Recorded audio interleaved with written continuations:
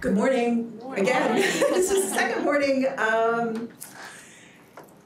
This morning we're going to have 2 hours together, and I think that just to let you know that we are not going to talk at you for 2 hours, but what we're going to do is sort of lay some foundational things around QSEN.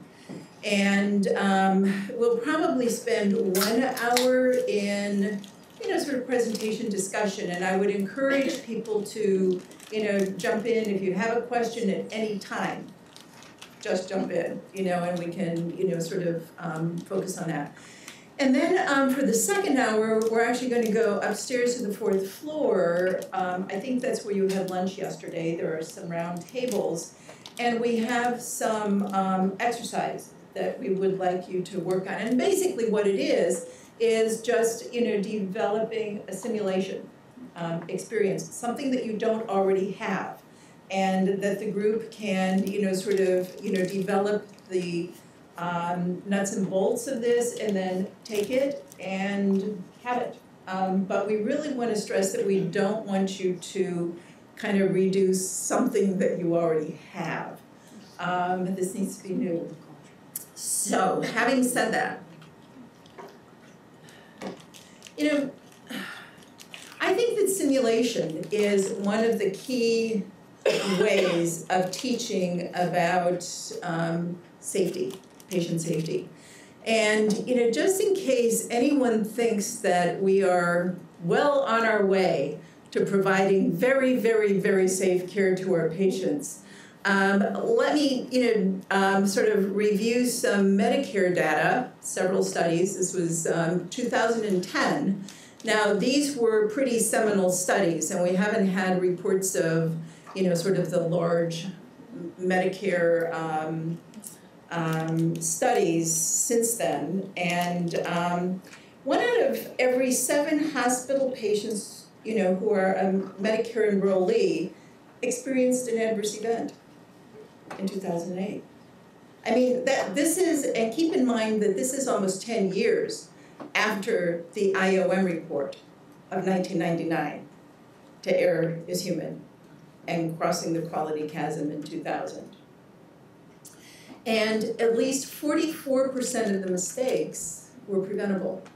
I mean, that's a very big number of mistakes.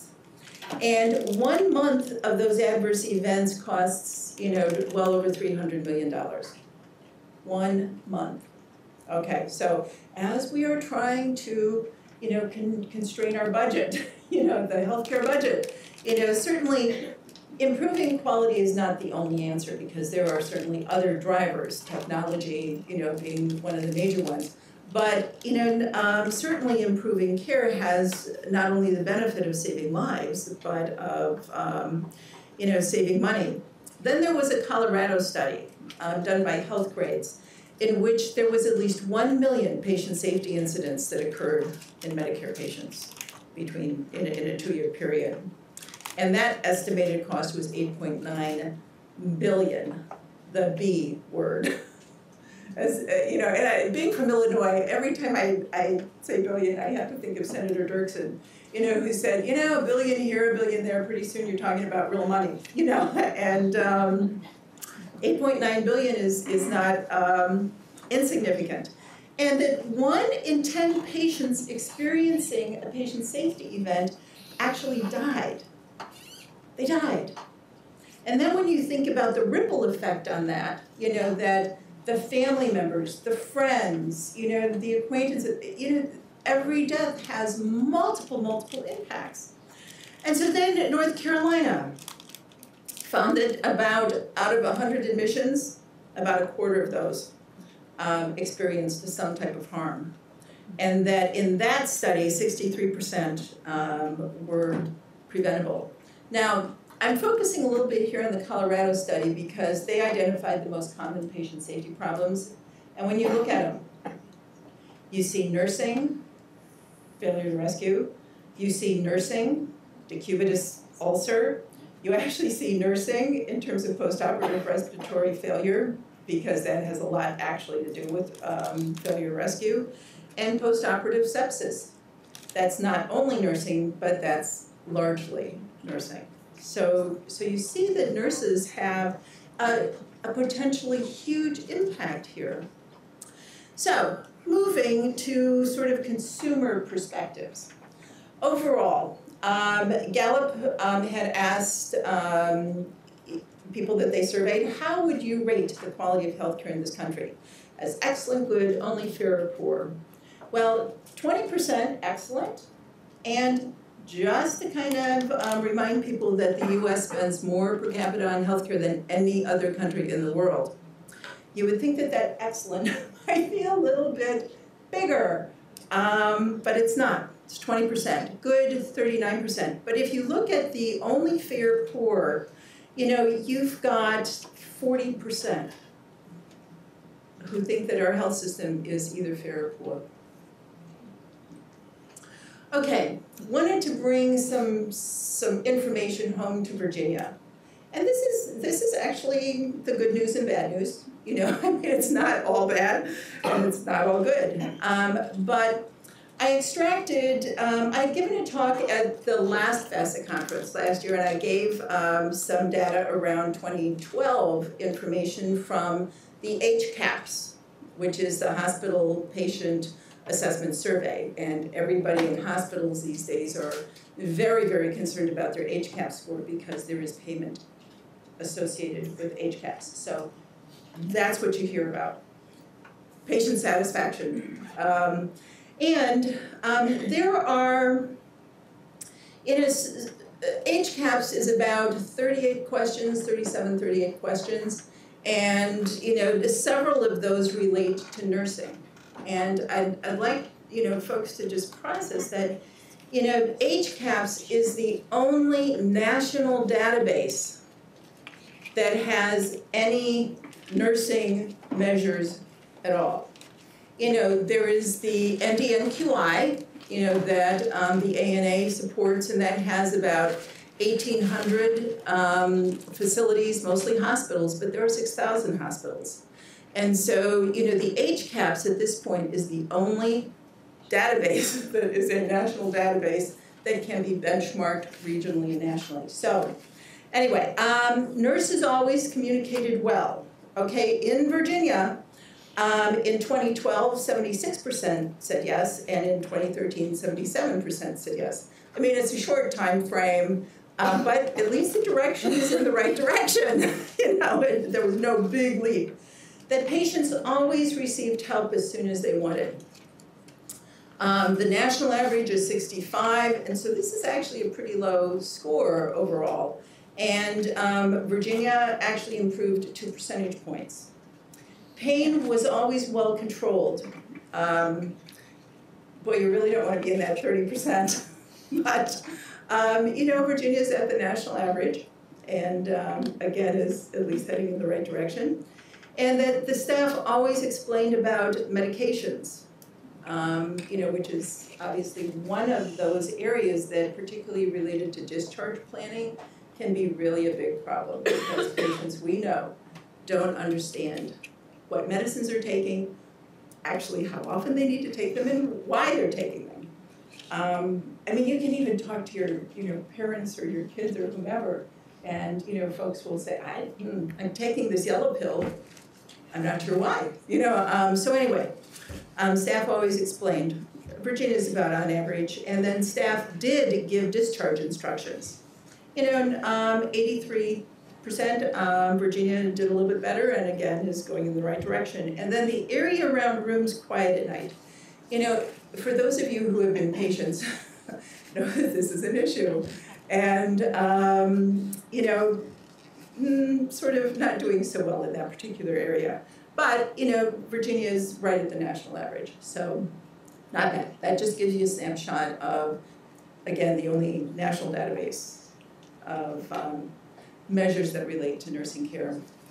Okay, nurses, and I know that I don't need to say this to this group, but are so critical to patient safety. And quite honestly, one of my concerns has been, and shared by many, many others, is that while nurses are so critical to patient care, you know, we really have not been at be able to provide input, in as important ways as I think that we need to, both at the facility level, at the state level, at the national level. And some of that's really related to expertise. And when you're at a policy table related to quality, you've got to know the statistics. You've got to know, exactly what the limitations of any given measures are so that you can, kind of say that. You can't just voice a concern about patient safety. I mean, you really have to know the details. And quite honestly, there is a handful of nurses in this country that have that level of knowledge. And that's one of the areas that I kind of personally keep talking about, that we really need to be preparing students. We need to be preparing faculty, to be able to teach students these things. So anyway, nurses being critical, but not necessarily recognized.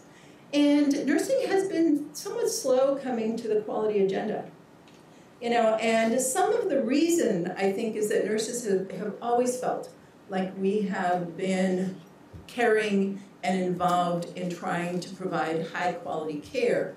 The issue is that meaning to do well does not mean that we do well.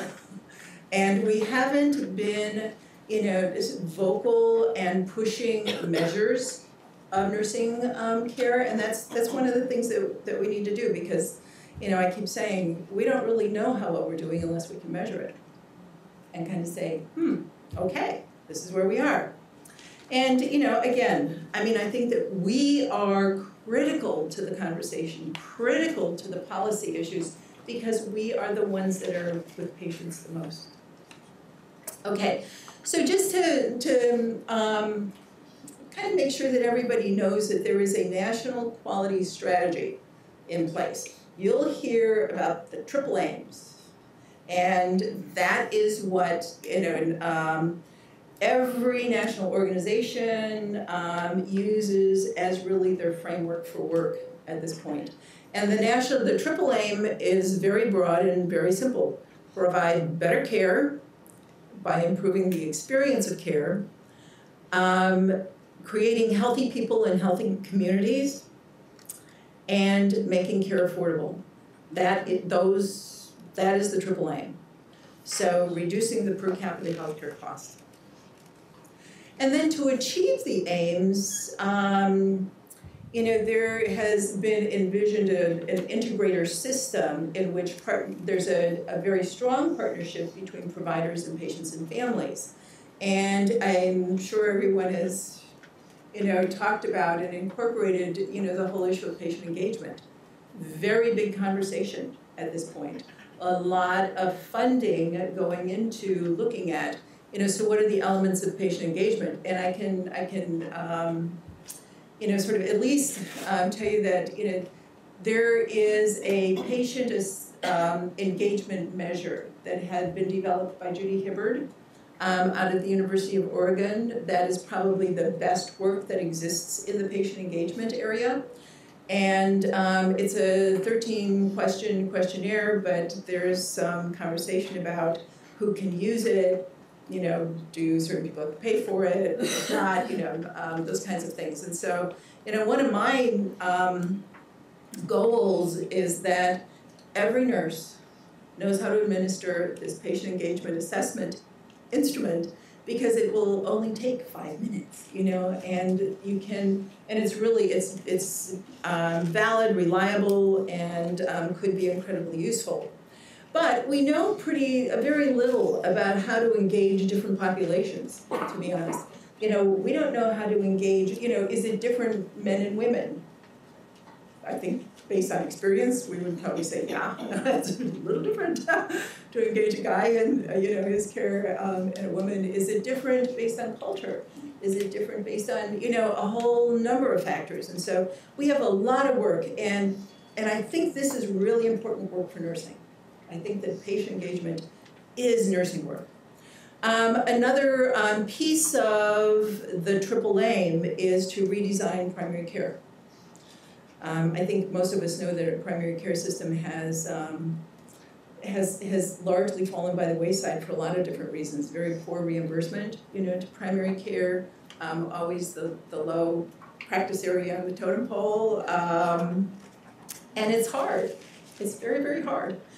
And then population health management, really a move towards population care, which speaks to curriculum and nursing curriculum in terms of incorporating population health principles, perhaps even more extensively than we do. I mean, I think that we all need to be looking at, how are we incorporating population health management at different levels, at the baccalaureate level on up.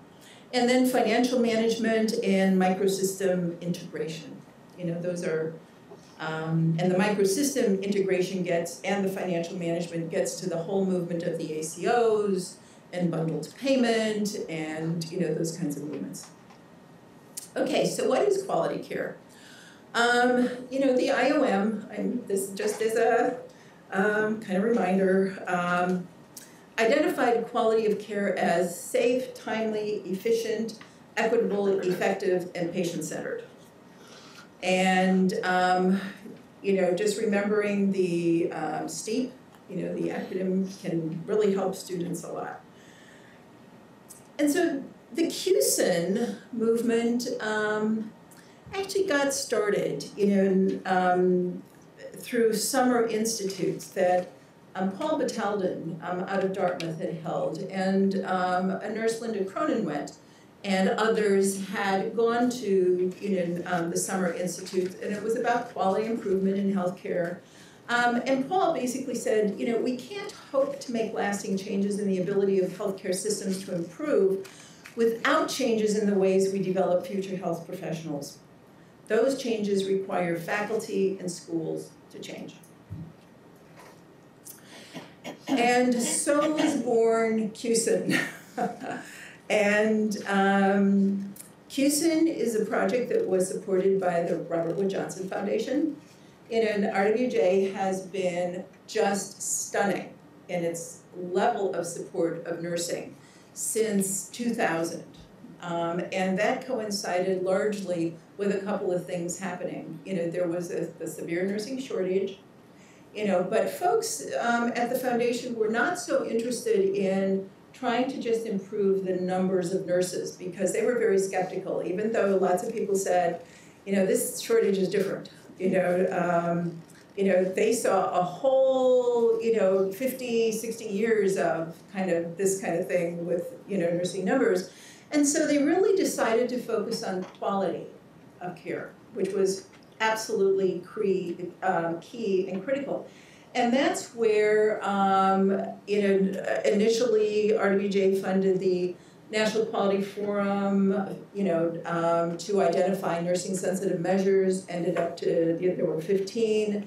Then kind of winnowed it to 12 that made more sense than the 15. And Ellen Kurtzman, who was on our faculty, was very instrumental. She led that project.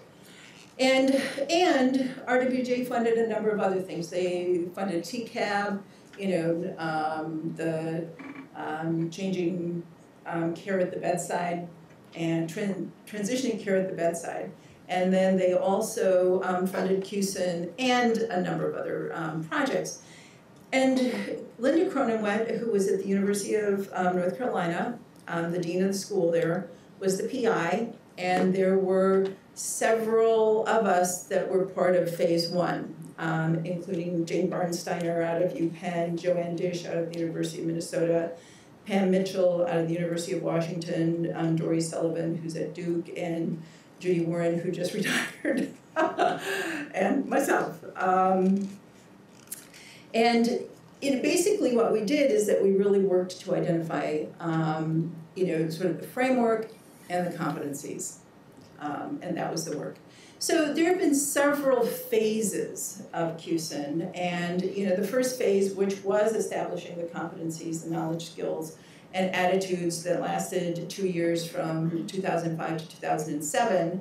Then there were some demonstration projects, and then there was a phase 3 in which there were 2 different routes to QSEN. One was through the University of North Carolina, which developed the website, the QSEN website. Has everybody seen the QSEN website? I'm sure they have.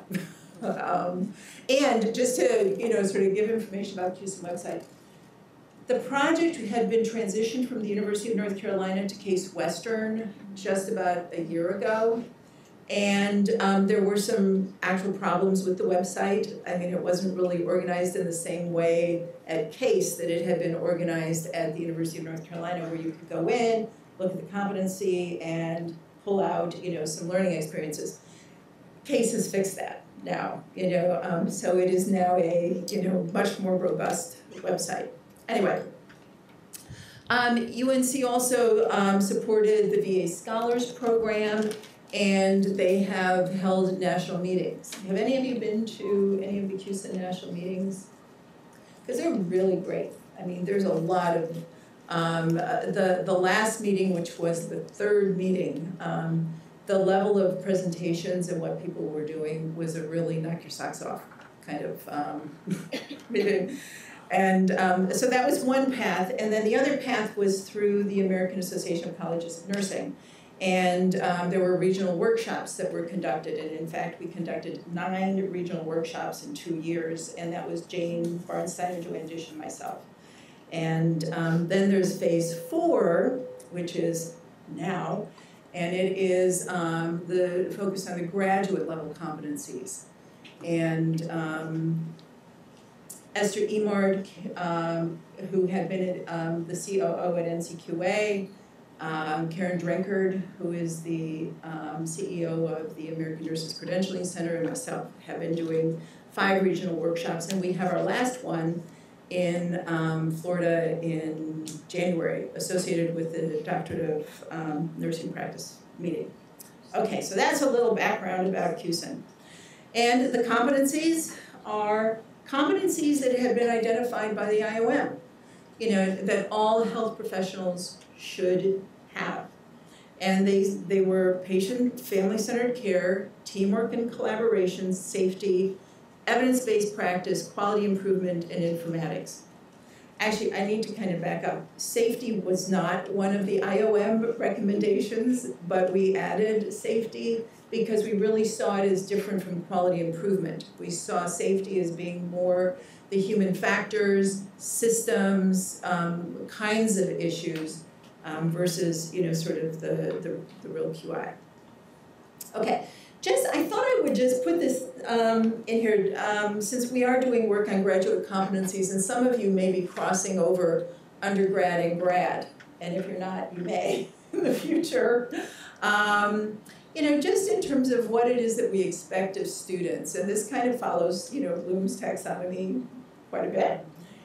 For BSN competencies around QSEN, we really expect BSN students to be able to describe and identify and recognize and discuss and compare those kinds of things.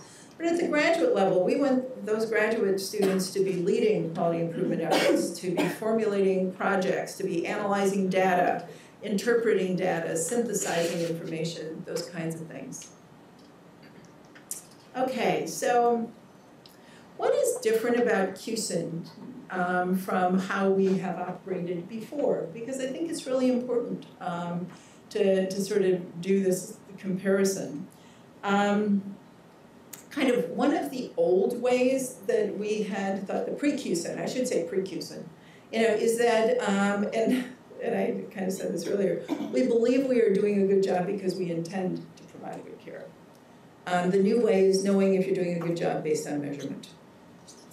An old way is individual efforts include trying different approaches without a clear process of testing, and small tests of change is really the new way. We know how best to provide care. It's our care and it's our rules. And the new way is really patients are in control of their care. And yet you still hear, I was just talking to one of our local chief nurses, and she was saying, we really have worked hard to implement, sort of the quality, and try to, work with the educational, the students coming into our facilities and whatnot. She said, but I just had a meeting with, the director of their critical care units, and the director was saying, can't we limit visiting hours? And you still hear that. I mean, you still hear that, in a lot of different places. And so anyway, so I'm going to kind of walk us through the competencies, looking at sort of, previous ways of looking at things and new ways of looking at things. And, the patient family-centered care, we have listened to patients and demonstrated compassion and respect, and obviously we still need to do that. But the new way is really recognizing that patients are the source of control and full partner in providing compassionate and coordinated care and respect for patients' preferences, values, and needs. Now, it sounds so basic, but I was just at a meeting that was sponsored by the Gordon and Betty Moore Foundation, and they have a focus on sort of patient engagement and shared decision-making. And, it was a room full of health professionals, a variety of health professionals, and it was very interesting because even the language that we used was not consistent with this. It is that we will let them, or we will, encourage them to participate or something like that. And that's not the language. I mean, we even have to look at our language in terms of the patient-centered care issues. Collaboration and teamwork. We used to work side by side, but the new model of collaboration and teamwork is open communication, mutual respect, and shared decision-making to achieve quality patient care. And one of the key pieces in collaboration and teamwork is the patient is the center of the team. So, then quality improvement. Well, we used to consistently update our policies and procedures. And now we really need to move to, using outcome data. And in fact, there was just, I think it was about a week and a half ago, a report that was commissioned by the American Nurses Association, which was really interesting because it's probably what a lot of us see in clinical sites. And that is that, there's a lot of attention to collecting data, and there is a group of people that know what the data says, but it doesn't necessarily get back to the units where, changes have to be made. And, that's something I think that a lot of institutions are, really starting to look at carefully because, it's one thing collecting data and then having the QI team, kind of know what's going on, but nobody else. So anyway, and that happens a lot. The report had suggested that happens a lot. Then evidence-based practice. We've got lots of traditional practices. In fact, probably most of what we do are based on tradition and what we think, works. And, really driving home that evidence-based. And, now with real-time ability to, to look up things and to find things, and with information embedded in, the electronic health records and this kind of thing, it really makes it a little bit easier. Of course, everything has to work perfectly, and, we're still on that road of, improving electronic health records and the decision-making support that's associated with that. And then safety, the focus on individual performance to keep patients safe, and the really trying to move towards minimizing risks to patients through more effective systems, plus individual performance. I mean, we have to still have people who know what they're doing. But nurses are famous for workarounds, and we need to not do those workarounds, but fix the systems. And it's hard. It is very, very hard to sometimes do that. And this also gets to the whole culture of institutions in terms of sort of the just culture. You know, many institutions have moved towards that, but many have not. You know, there's still the blame. If there's a problem, somebody's head rolls. And, you know, rather than really stepping back and looking at what are all the factors that went into this. Now, that happens when there's really a very serious harm, someone dies, but it doesn't happen often for some of those very common things that may happen. And then health informatics. Timely and accurate documentation, and then, you know, the use of information technology to communicate, manage knowledge, mitigate error, and support decision-making. And, you know, I think that as packages roll out, I mean, you know, there's probably going to be just a few electronic health record companies. You know, and, the big folks have been buying out the little folks, and you know, I think that that's just the way the market will work, and probably not a bad thing. Because quite frankly, I would probably propose we should have a national electronic health record, which would really help, you know, with the interoperability issues. Because right now, as we're trying to create regional systems, and even systems within a single system, you know, like at GW, we have our hospital, which is owned by Universal Health Systems, and they're, you know, implementing Concerner. Our outpatient practice, you know, is a separate organization, and they have all scripts, you know. Yeah, it's just, you know, and all the rest, much of the rest of the hospitals in this area are going with Epic, and you kind of go, okay, you know. And of course, everybody at the beginning says, oh, we can work out all those, you know, bugs, and they can, but it takes time, and you know, it's hard. Anyway. Electronic records are here to stay, and I just keep making the point that, you know what, it's not just simply because everything is going electronic. Electronic health records only make sense if we use them to improve care. Otherwise, keep writing down things, you know, but we should be able to really pull out the data that we need, and we still can't. Okay, defining change and QSEN. QSEN has not been in a movement that just wants to tinker at the margins and suggest that institutions, educational programs incorporate maybe, you know, safety in this course and patient-centered care in that course and whatnot. You know, we're really talking about a transformation in terms of education, and there are a surprising number of schools, and none of us anticipated this, that use QSEN as their framework, you know, as their academic framework. It's kind of cool, you know, a little daunting, but, you know, and it works. And, you know, Don Berwick, you know, I think probably everybody knows Don Berwick, IHI, you know, he was the director of CMS, and all of us were actually sort of surprised because having an academic person move into a government administration position is sort of a challenge, and he did a great job. And word is that he's running for governor of Massachusetts, so, you know, it's kind of interesting to keep an eye on Don. But not all change is improvement, but all improvement is change. And, you know, I just really kind of want to make sure that people do understand, you know, when we talk about change and QSEN and integrating quality and whatnot, that clearly all of us have, you know, the challenges of change every single day, because we are at the intersection of massive change in the healthcare system and really massive change in our educational system.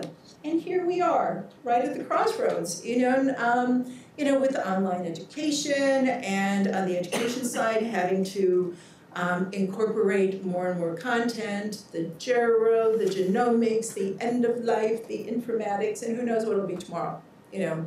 And on the healthcare side, you know, we have all of the technological advances that the SIM, you know, education has to keep up with, because that's where our students learn about the real use of technology. And we have now accountable care organizations. You know, we've gone through HMOs and preferred provider organizations, and you know, we're now on another iteration of trying to organize healthcare. So, you know, if any given day, you know, you feel like you really want to put your head down and just take a break and a deep breath, there's a lot of reasons for that. So, the connection between QSEN and simulation, it's all about, QSEN is probably all about simulation, to be honest. You know, that, you know, innovative scenarios, focusing on common areas, you know, and it's a safe environment to make mistakes. You know, this is where we want our students to make mistakes, so that they can fix them by the time they go into the real clinical situation. And there's flexibility. You know, I know that Patty and the faculty love to incorporate, you know, some changing scenarios, you know, of patients, and you know, while you want there to be standardized approaches so that you can really, you know what students are doing, you also do have the flexibility to challenge students in ways that you think that they can best be challenged. And, you know, use of high fidelity or low fidelity mannequins or standardized patients. You know, I think, how many of you use standardized patients at this point? Okay, so a fair number of you. And that is really useful. I mean, the whole array. Did you all think that when you got into sort of simulation that you would be doing the vast array of things that you're doing now in labs? Yeah, I mean, yeah. Labs used to be very simple places, and they are not simple places anymore. So, and the quality and safety requires real-life experiences, and the good news is you don't have to harm patients in simulation. Because you know, I suspect that everybody has their memory of the first time that you gave an injection or started an IV, you know, or something like that. And I just, you know, every time I think about, you know, having learned to give an injection on an orange, you know, which is so not like giving an injection, you know, and what students get now, you know, it's really fabulous. So, requirements for effective quality and safety simulation experiences, you know, linking to competencies. This is related to QSEN, you know, building on and coordinating with the didactic pieces, you know, of courses, using standardized teaching methods, developing standardized assessment tools, and, you know, they're certainly proliferating out there quite a lot. And, you know, assessing attitude as well as knowledge and skills. And one of the things that we've had a lot of discussion about, you know, in small groups and across the country is the assessing attitudes. And that is always tough to begin with, but assessing attitudes for quality, you know, we really don't have good measures of assessing attitudes. So if anybody wants to really develop those, that would be great. So commonly, you know, just commonly used simulations for competency, patient-centered, incorporating information about culture, gender, religion, etc., creating a visiting hour conflict, integrating patient engagement and shared decision-making, you know, in the setting for teamwork and collaboration, you know, possibly having an interprofessional day, you know, and it doesn't, and we keep reminding folks, this interprofessional doesn't have to include medical students. Interprofessional can include lots of other types of students. And so, you know, sometimes some places have felt like they couldn't do it because their medical school, or they didn't have a medical school, wouldn't participate. But, you know, the other piece is having students call a physician. You know, there are a lot of situations where students have never had the experience of calling a physician, you know, and that's probably not a good thing to turn a student out who hasn't had that experience. And then participating in team conferences. Safety, including purposeful errors. I think that there's been a lot of work done in that, and as well as the environmental safety factors. Integrated process of reporting errors. And this is an area actually that Joanne and Jane have done a lot of work on through a grant from the National Councils of State Boards of Nursing. Because most schools don't have a reporting system of either near misses or errors, of their students. And so they're actually working on a process to help schools do this. And then integrate, the FEMA into the lab. And then quality, integrating a data analysis based on several patients. You can create in the virtual hospital, you can say unit A with 8 patients, and there have been X number of falls. Incorporating the Plan, Do, Study, Act, and including root cause analysis from the Plan, Do, Study, Act. Then evidence-based student site studies to support decisions while they're in the lab, and integrate questions why certain procedures are done in certain ways, if students can actually answer that. And then informatics, using smart devices and computers to retrieve real-time information. Now we also know that not all schools or not all clinical sites will allow students to bring in smart devices. And so that's an issue that is being visited across the country, because accessing real-time information is important. But a number of institutions believe that students can access that real-time information on their computer, within their computer systems. But one of the problems is that those computer systems are not always available, and students can't really always have access. So, and then use of technology and patient confidentiality. So challenges bringing all faculty up to speed, on what's going on in the sim lab. I think that's really important. I know that Patty has included all of our faculty in the sim lab. Everybody teaches in the sim lab. And then coordinating with coursework, creating the evaluation tools, implementing the error reporting in lab, and balancing the flexibility and creativity during simulation with standardized situations. And I'm going to turn it over to Patty. Thank you. Yeah. Alrighty. So we're going to talk about how we've integrated the QSEN competencies different ways within our program. And these are 2 excellent stories about why we need quality and safety. So if you don't know Lewis Blackwell or Josie King, information is on the internet.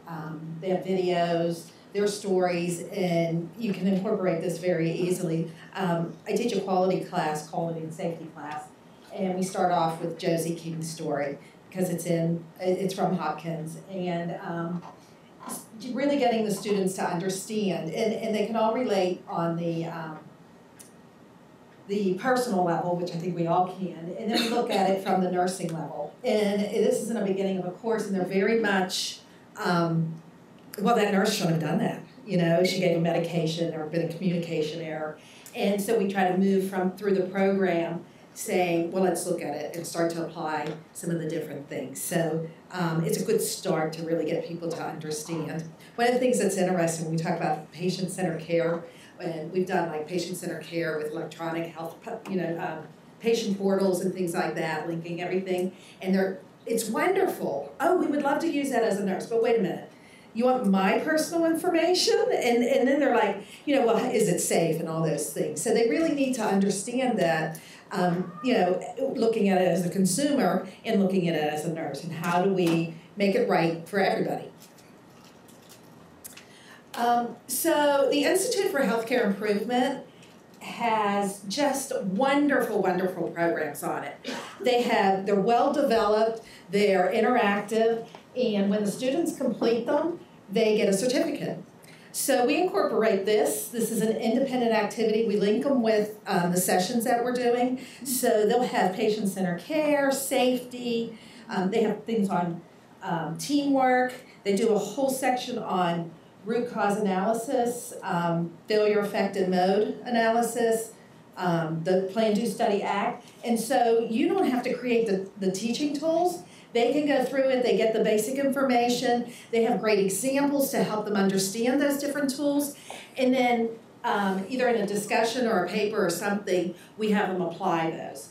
We've done the Plan, Do, Study Act with students in clinical, and they were fabulous. So in the Plan, Do, Study Act, they identify what they want to look at, and they do a small change, and then they come back, evaluate it, and do another small change. And so our students did this in their clinical rotation, and they did things like hourly rounding. And what they found was they were doing their hourly rounding, but then as faculty, staff saw what they were doing, they'd go in to do their hourly rounding, it was already done. The sheet was already signed out by the staff that was there. So really helping us build our relationships with our partners. Another one they did, they really wanted to improve their initial assessment. So after you get a report, you're doing that quick around, is everybody okay? And their goal was to get it to 90 seconds, that they felt comfortable they were getting everything within 90 seconds. They got to 2 minutes, which is pretty awesome for a brand new nurse. So we've really had some excellent success with applying that to the students. And what that does is help them understand this is a very effective way to create change. And you celebrate those small successes and build on it. They have another great one that I assigned to the students on adverse events and how do you handle adverse events, because I don't think any of us are comfortable with saying, well, I'm sorry, we messed up. But especially as a new graduate, you know, you're so afraid of making a mistake, but really bringing on that transparency and that ownership of what we do. Another fabulous resource is Team Steps, and we utilize, so you're going to get this PowerPoint and all the links are in here. Okay, so this is, IHI stuff is completely free. The students sign on, register, and we have them add their certificates that they complete to their portfolio. So when they go for their jobs, look at, we know about quality and safety. Team Steps, so you know SBAR and huddles and timeout, that all comes from Team Steps. Again, completely free materials. They have the PowerPoints. They have lots of vignettes to use, and I really like their communication aspects in that. But they also have rapid response. They've just added a course or presentation on enhancing safety for patients with limited English. And especially in our area, we're so culturally diverse, that's a really, really big need. And a long-term care, a geriatric nurse. So now they have a long-term care, they have a primary care. So really identifying communication skills within those different areas is very valuable. Another fabulous one, Partnering to Heal. This is was done by Department of I don't remember, it's not CDC. Anyhow, it's completely put together, video interactive that has it's an interprofessional. It's on infection control, and they look through the scenario first of all with the tragedies that happen, and then they can look at each different participant, the resident, the nurse, the administrator, and see what each of them could have done to prevent a very unfortunate death that happened with a young lady recovering from an appendectomy, a family member as well. And so the students come out of this and are like, you know, I am really going to be on top. They are always hard on the nurses. In this scenario, this is a little bit later in our course, and they're still like, well, that nurse should have spoke up. And of everybody, the 5 people who are in there, it is the nurses they're hardest at. And so we're looking at, okay, we're really not looking, we haven't got this system thing done yet, and we have to be collaborative. Everybody had a part in spreading the infection. So it's a great way if you're having difficulty bringing in interprofessional, that they can really start to be exposed to that. Safety, patient handling, and movement curriculum. This is addressed to nursing students. It's online. It will open up as a video and a talk. And this is especially a passion of mine, having been in long-term care. And, you know, we have all the mechanical lifts and everything, but changing that culture that it takes time to go and get your equipment, and it's easier if I just do it, except when you hurt your back and you're out, and now I have to work short and that. But we really have not been successful in changing that understanding that we need to use the tools that are out there for our benefit and for the patients. Whether it's a mechanical lift or a gait belt, it just drives me crazy in practice that physical therapy will come around and use a gait belt to move our patients around, but as nurses we don't have access to that. Absolutely drives me crazy, because if you use a gait belt, it is a very good way to control a patient, you know, help them from not falling or help them down so they fall safely. And we had put them in our kits with our students, but our feedback from the clinical sites were that they would not, the acute sites, would not allow our students to use them because of infection control issues. And so I'd really like to see organizations move to, okay, if you identify this person at risk, why don't we have a designated gait belt in their drawer? You know, and teach the families how to do it for going home. So lots of work in this area. A passion, obviously. I've seen too many people fall. Dr. Johnson had talked about some of the data from the hospital compare. We send the students there. We have them go look at 2 of the hospitals they've done clinicals in. And, you know, because that's what they're familiar with. Are you seeing this? Is what you see comparable to what you're reading on here? And it helps increase their awareness of what are we really looking at? You know, so why is it so important that we're answering those call lights quickly, that we were attending to a patient's pain? It's very much eye-opening to them, especially if they utilize places where they've been, because they have that real connection with it. And they learn about all that background with HCAPS. And there's also a nursing home compare. So if you have a geriatric course or something like that, very valuable to put that in. One of the things we do in the lab is we have a weekly lab prep sheet that identifies what our objectives are in the lab that week, what their reading assignment is. And in that, we always have the QSEN box. And we bold what QSEN competencies we're going to be focusing on during that week session. And what this does is help, again, reinforce that these are key things that we want to communicate. So as our nurses go out, they're already aware of what are the things that we're looking at and helping to change healthcare. So in the very beginning, we start out patient-centered care and safety. We concentrate on that. It never goes away, right? I mean, we're always looking at that. A little bit later, as they start to learn their role, bringing in some of the teamwork and collaboration between each other. They're working in teams, they're working as partners, building in some of the communication skills. And then as we move forward, informatics gets pulled in when we start to bring our EHR in. But quality improvement in our virtual hospital, we'll have our charge nurse goes around, finds out who's on catheters, urinary catheters, looking at protocols, you know, is it time to call the doctor to make sure we can discharge, you know, discontinue this, all those kinds of things. Have there been any falls, so that they recognize their role in that. They do complete incident reports, and that becomes part of our debriefing. Look, I was ahead of the game. There you go, incident reports. We talk about quality improvement and system errors. And this is really something that they've become familiar with through the program, but we hear, as we talk about it, then they're coming back to us and saying, you know, they see the huddles in the morning, or they saw the nurse call the timeout. You know, so it's very helpful that we're starting to see this in practice.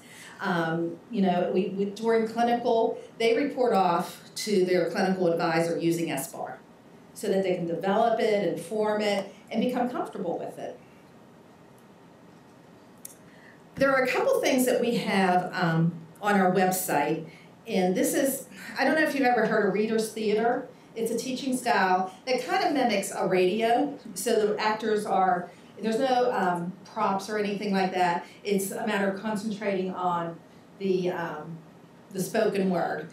And so we have, I need the mouse for this.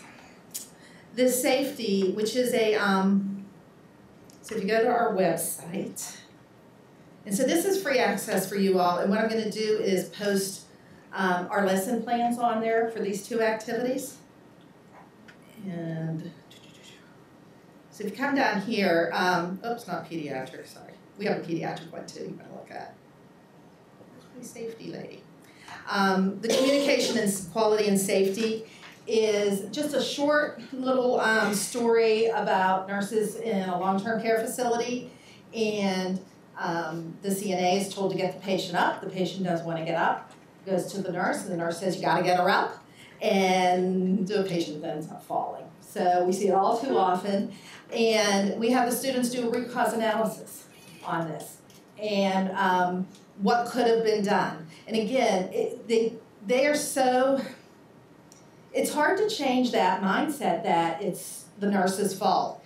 And so we also then give them a policy on transferring.